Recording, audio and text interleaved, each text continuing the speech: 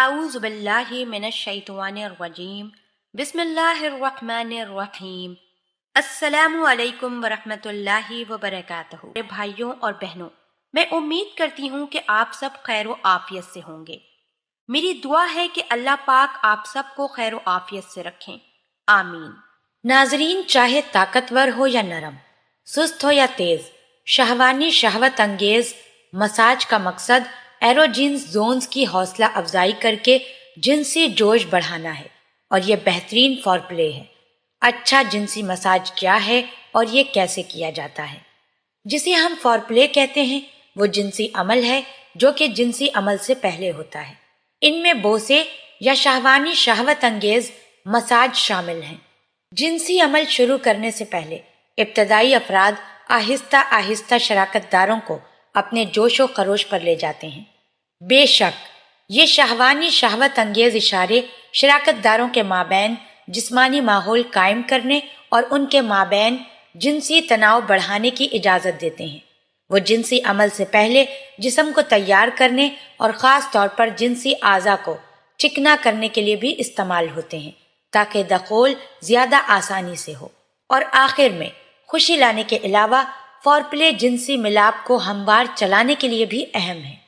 ہمارے جسم پر کچھ نام نہاد ایروجین زون خاص طور پر جنسی لذت میں اضافہ کرتے ہیں جب انہیں جنسی طریقے سے چھوا جاتا ہے۔ جسم کے یہ حصے اعصاب کے خاتمے سے مالا مال ہیں اور ان کے محرک ایندھن کی خواہش اور جوش میں مدد دیتی ہے اسی طرح کامیاب فور پلے کے لیے یہ ضروری ہے کہ آپ اپنی دیکھ بھال اور مساج کو ان علاقوں پر مرکوز رکھیں۔